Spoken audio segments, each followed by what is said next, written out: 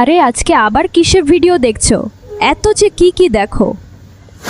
হতে পারে হুক হয়তো ভালো নয়, কিন্তু ভিডিওর মধ্যে যে মেসেজটা আছে মস্ত মেসেজ আছে, বাস দেখো।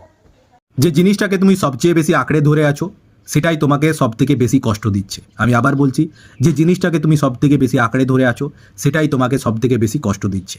আজ 1 মে, বুদ্ধ পূর্ণিমা। ভগবান বুদ্ধ বলে গেছেন প্রায় 2500 বছর আগে যে মানুষের সব দুঃখের মূল কারণ হলো আসক্তি বা অ্যাটাচমেন্ট।